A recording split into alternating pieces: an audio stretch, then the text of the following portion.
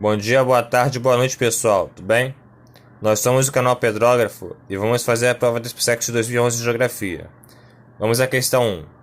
Em 27 de fevereiro de 2010, o Chile sofreu um terremoto de 8,8 graus na escala Richter. Calma, eu sei que o nome é feio. Esse país encontra-se em uma extensa faixa da costa oeste da América do Sul. A causa desse e de outros terremotos deve-se ao fato do Chile estar situado. Pausa o vídeo que eu vim com a resolução.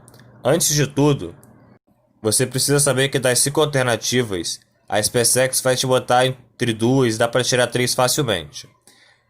Aqui no nosso canal a gente funciona assim. A gente sempre faz a questão de um jeito bisurado e de um jeito normal. Vamos fazer pelo jeito bisurado. Vamos voltar para a questão. Já marca os nomes diferentes, nomes essenciais. Tá.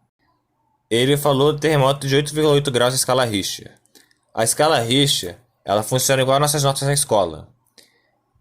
De zero, quanto mais perto de zero, fraco. Realmente o terremoto de zero não dá nem para sentir. E o terremoto mais próximo de 9 gera grande destruição. O terremoto que a questão falou é de 8,8. Um terremoto muito forte. E também, para ser pauta de questão de prova, tem que ser algo que realmente seja relevante, algo que faça destruição, não uma parada que seja fraca. Aí, fazendo bisuradamente, vamos fazer o que a gente sabe. Placa tectônica. Os professores costumam falar na aula que placa tectônica são placas de isopor numa panela cheia d'água, com água fervendo e no fogo. A água é o magma da Terra, a lava, e a placa de isopor são os continentes, são as placas tectônicas, e em cima da placa tectônica está o continente. Tá, voltemos. Já começa pelo que você sabe. A questão fala costa oeste da América do Sul. Vamos ler as alternativas. Na porção central da placa tectônica sul-americana. Olha só. Ele fala costa oeste. Não dá para ser questão, não dá para ser porção central. Tá fora. Olha só o mapa. O Chile, ele está no sudoeste da placa sul-americana. A placa sul-americana é mais ou menos a América do Sul. Dá pra ver que a parte central da América do Sul é o Brasil, pô. Não dá pra ser essa questão. Vamos pro item B. Na borda ocidental da placa tectônica sul-americana. Até aqui tá certo, mas vamos pra próxima.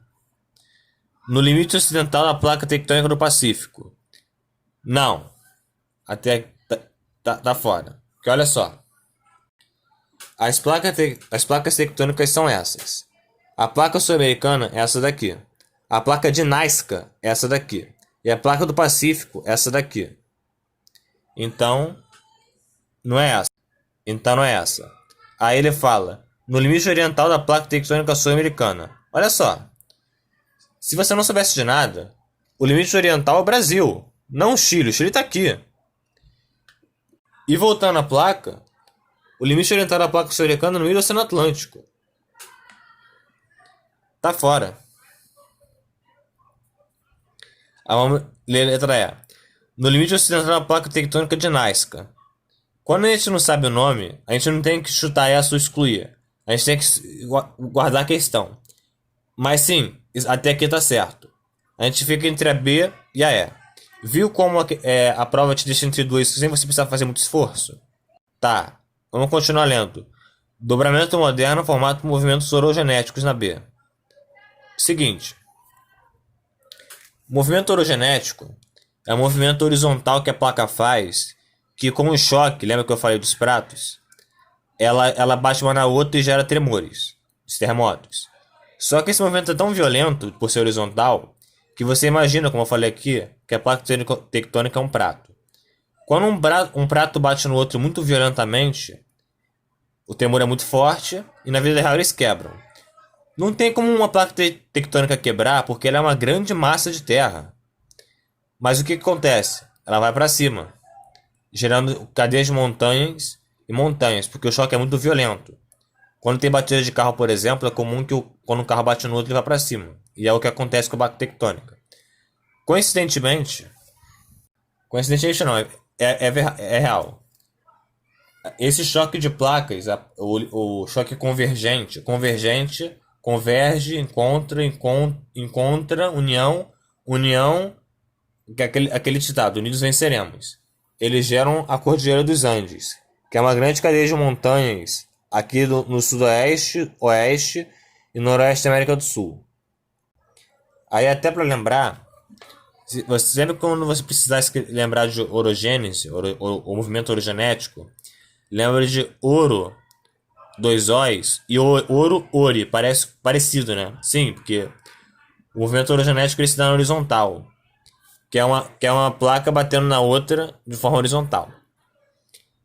Ainda em tectonismo, tem outro movimento que é epirogenético. Epirogenético lembra de epi.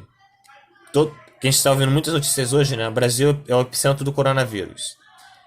Epicentro, epi, o prefixo, é algo sobre. E de fato, o E, junto com o E de vertical, para você lembrar, é quando há um choque vertical de placas que gera montanhas ou vales. Só que é o seguinte: o movimento epirogenético ele não gera alteração na placa tectônica. Porque ele é muito devagar, até lembra o devagar do E de epirogenético. Que ele acaba não modelando o relevo, mas ele mantém o relevo ou um vale ou uma montanha. Certo? Voltemos à questão. Então, esse item está certo. Aí aqui tá uma coisa que a SpaceX faz muito que é pegadinha. Vamos olhar Nazca, que se movimenta em sentido contrário da placa do Pacífico, provocando epirogênese. Está certo. Só que assim, a questão fala por que esse terremoto foi gerado no Chile. O fato da placa tectônica do Pacífico divergida de Nazca, que é se separar, não gera o terremoto. Essa placa, como você pode ver aqui, Nazca e Pacífico, ela se separa. E o que gera esse terremoto é o choque da placa de Nazca com a placa sul-americana. O choque é forte e gera a cadeia de montanhas que é a Cordilheira dos Andes. Então a letra E está errada.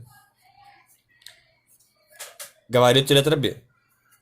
O jeito normal de fazer essa questão seria se você só lembrasse Cordilheira dos Andes, placa tectônica sul-americana, movimento moderno, movimento genético, pá, acabou. Gabarito e letra B.